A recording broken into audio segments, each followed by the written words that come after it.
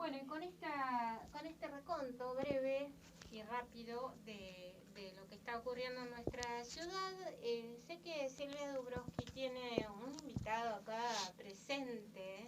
Así es. ¿De quién se trata? Contanos. Bueno, acá estamos con Julio Cabrera, que es licenciado y profesor en Ciencias Naturales. ¿Así es el título? De Ciencias Biológicas. Ciencias Biológicas. Muy bien, de la UBA.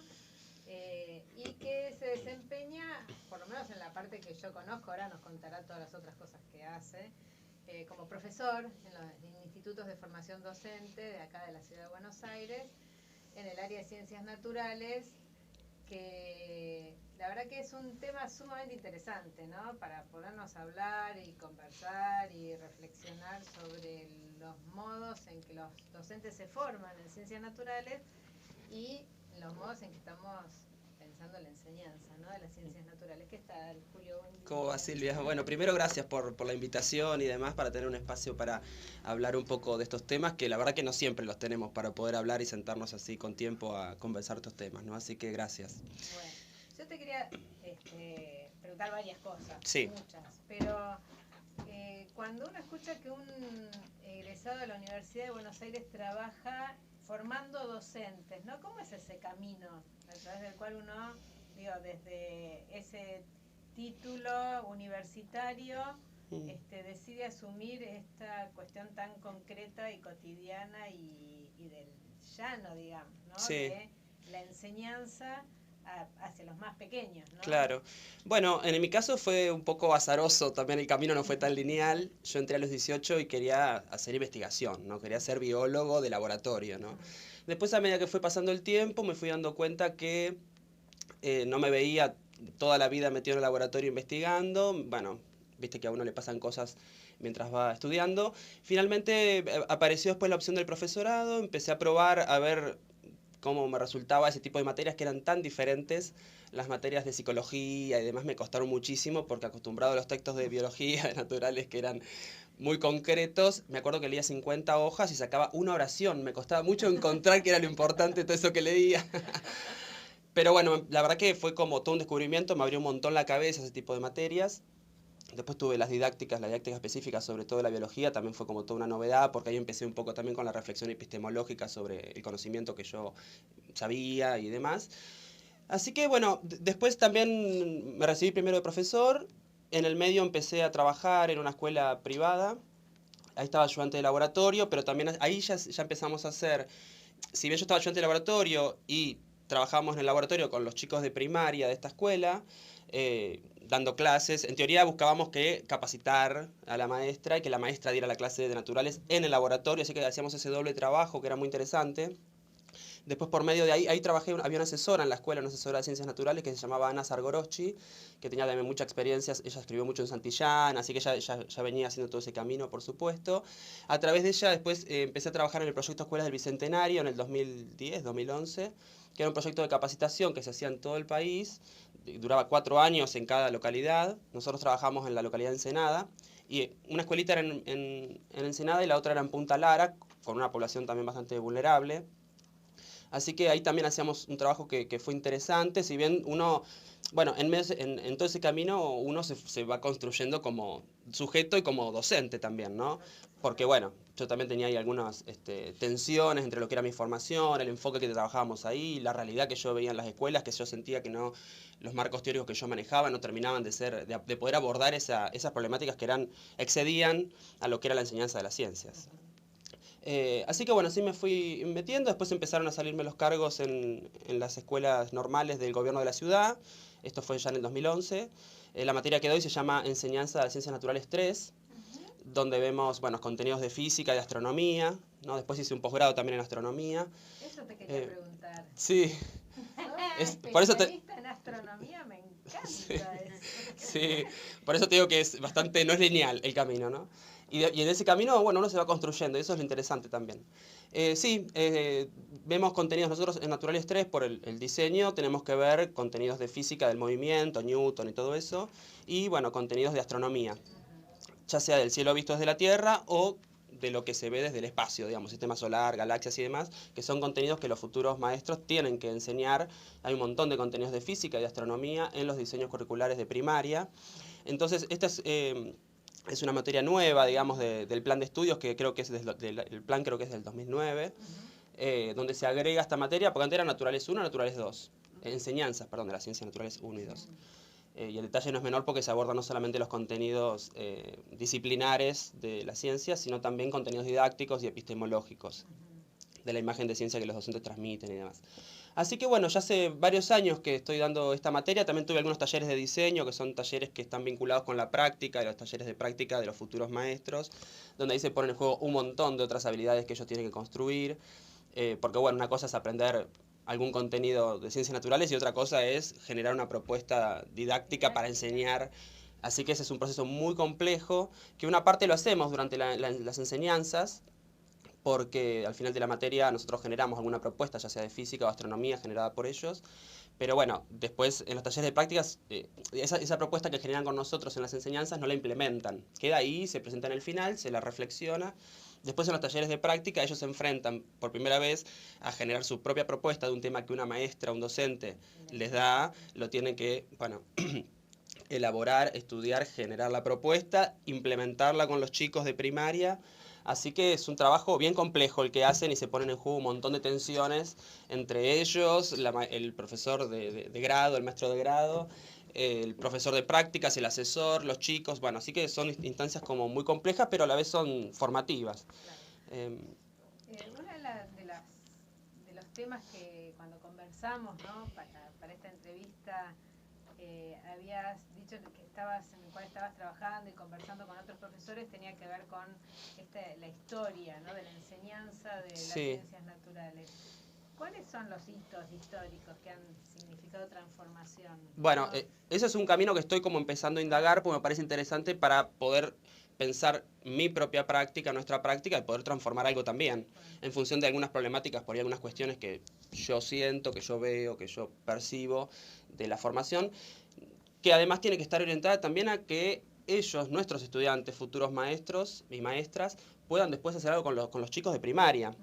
No es solamente que ellos aprendan algo de naturales o de didáctica, sino, bueno, a ver cómo articulamos esto cada vez más con lo que va a ser su propia práctica. Así que ese es todo un desafío.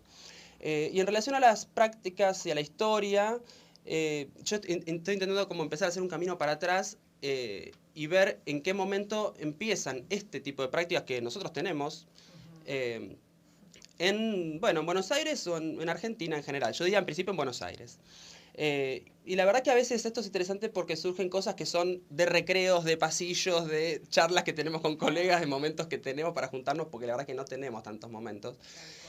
Y bueno, una de las escuelas en las que trabajo es el Normal 10, y ahí, bueno, hay un colega, compañero que quiero mucho, que se llama Esteban Dikovsky, que es de una generación anterior a la mía, y él, bueno, hizo un recorrido enorme de hace un montón de años en el área de la enseñanza de las ciencias. Y yo siempre lo invito y viene y participa de la cátedra de Naturales 3 que tenemos ahí y demás. Así que está bueno porque vamos articulando. Y en uno de esos momentos, de esos huecos que nos armamos para tener al menos alguna charla y poder pensar o construir algo con otros, empezamos a hablar con Esteban y en un momento no sé cómo, él me contó un poco de su historia, de las cosas que él había hecho, cómo había estudiado y demás. Entonces yo le pregunté ¿cuándo empezaron este tipo de prácticas en Buenos Aires, por decir, ¿no? Porque claro, si uno piensa en general en la enseñanza, ya sea de las ciencias o no, pero digamos durante décadas, era la enseñanza memorística tradicional de repetir del libro, digamos. Estudiar del manual, ¿no? Claro, ¿en qué momento empieza efectivamente una enseñanza de las ciencias que contemple estos otros enfoques de la didáctica de las ciencias y demás? Así que venía un poco por ahí la pregunta y me empezó a contar una historia que la verdad que no conocía, me pareció súper interesante, porque él en parte participó también de esa historia. En la década del 70, 75, 76, un grupo de gente de Ciencias de la Educación, de la Facultad de Filosofía y Letras, ¿no? Que había quedado como medio afuera de la facultad por una movida interna que hubo, se empezó a juntar y a generar espacios tipo talleres de ciencias para chicos en lugares privados, digamos, por fuera de la esfera estatal, una de las principales personas que impulsó ese camino es Hilda Weissman. Galileo se llamaba. Claro, sí. Primero Primero, en realidad, un taller anterior, que creo que fue el 75, que se llamaba Eureka. Eureka, y después generó el taller Galileo. Sí. Y ella, bueno, que también se juntaba con Castorina, digamos, con otra gente, leían a los ingleses, a los españoles, y los españoles por ahí que traducían a los ingleses, ingresaban esos textos por esa vía acá, ellos los leían y empezaron a generar ese tipo de prácticas. Y me pareció interesante porque era época de la dictadura y por los márgenes del sistema, ¿no? No empezó por el Estado, sino por los márgenes con talleres privados que organizaban para chicos, donde los chicos, por fuera de su horario escolar, iban a estos talleres y participaban de actividades de ciencias copadas como las que, bueno, empezaron a generar en ese momento. Hilda Weissman empieza a convocar a colegas, maestros, como el caso de Esteban, que después también hizo un profesorado de física y demás, pero colegas maestros, ya sea de nivel primario, de nivel inicial, también como Verónica Kaufman, su mujer, Claudia Serafini y otra gente, y empiezan a generar todas unas propuestas para, ya sea para nivel inicial y primario, en plena dictadura, en los márgenes ahí del Estado. Después, finalmente, el taller Eureka, Galileo, y después ya en democracia, este tipo de prácticas y de enfoques pasan ya a formar parte de la Municipalidad de la Ciudad de Buenos Aires, y ahí ya se empieza a institucionalizar de alguna manera. Esa es una parte del recorrido que yo pude reconstruir. Habrá que ver después en qué momento, por ejemplo, estos enfoques empiezan a aparecer en los diseños curriculares y demás. Exactamente. Te quería preguntar Sí. en relación a esta trayectoria que vos estás contando.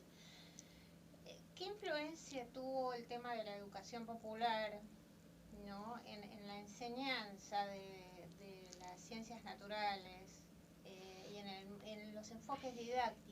O si tuvo influencia o no tuvo influencia dentro de las escuelas. Acá hablamos de que la educación popular la concebimos no solamente fuera de la escuela, digamos, sino que también podemos hacer educación popular dentro de las instituciones educativas. Entonces, esta es mi pregunta, sí, ¿no?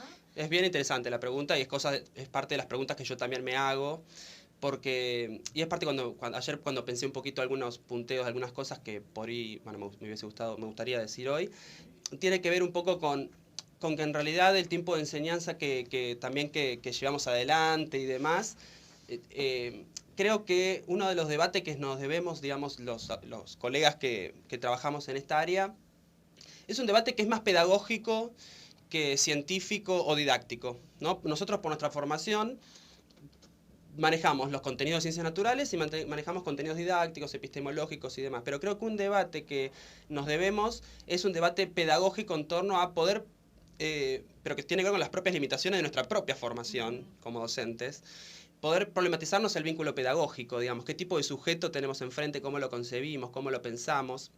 Entonces a mí me parece que en general las prácticas y todos los enfoques que manejamos, digamos, de la didáctica y demás, quizás sería interesante enriquecerlos pensando en ese sujeto. Me parece que están pensados, como recién contaba, que vienen también un poco de afuera, ¿no? Esto, Inglaterra y demás. Quizás están pensados para un sujeto que no es quizás el que tenemos hoy, el sujeto a nivel primario o terciario. Entonces tenemos que ir un poquito más allá. Un enfoque más latinoamericano. Exacto, ¿no? ¿no? Bueno, ese es uno de los desafíos.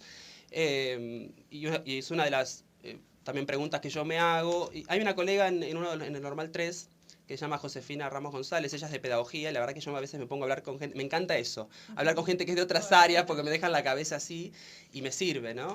Te proponemos que hacemos un cortecito y seguimos. con Bárbaro. un temita musical. No voy a decir que descansen nuestros vamos al Mamuretá con Canticuénticos y volvemos acá con Julio Cabrera en la entrevista.